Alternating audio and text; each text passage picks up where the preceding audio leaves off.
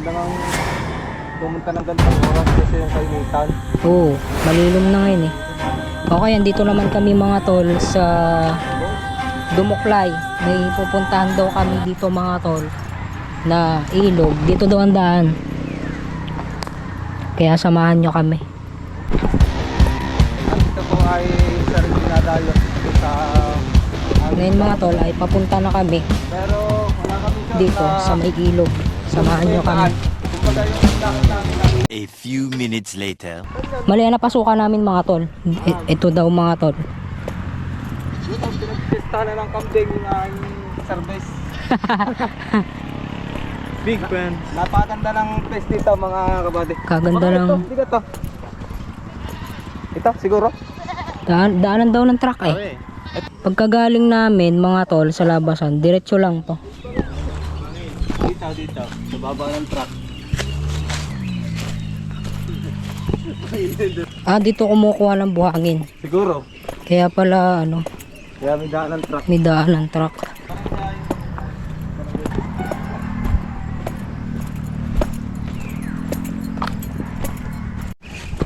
Pababa.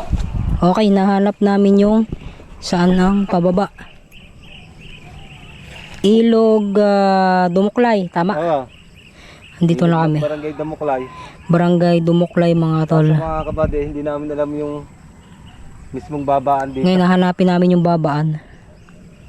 Kailangan Tara. makapaba kami dyan. Hanapin natin yung saan tayo pwedeng bumaba. Siguro. Ito, yung baba lang.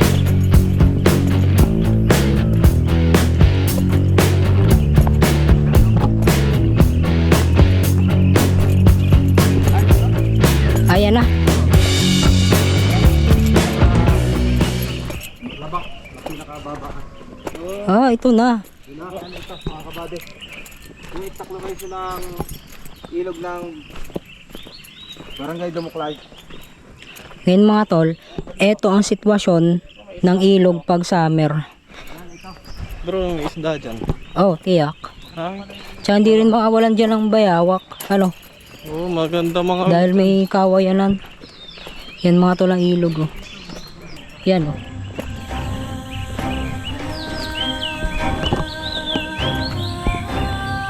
Life hurts, but nature heals. Linis.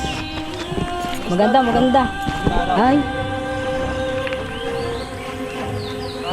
Pwede na lumublob. Naagos mga tol ang ilog. Stay doon, siguro. Taas.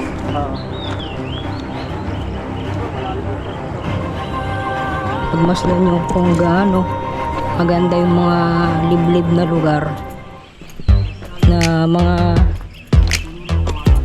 vlogger lang ang napunta at mga taga rito lang din. Ganda ilog. May naliligo daw mga tol. Pag nagtagulan babalikan ko tong lugar na to, titingnan ko kung umaapaw ba siya pag tagulan.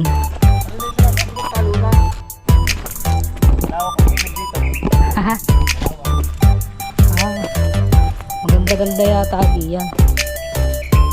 Malawak mga tol ilog dito, banda rin eh. Ano daw? Sa bypass are siguro. Bypass siguro. Up.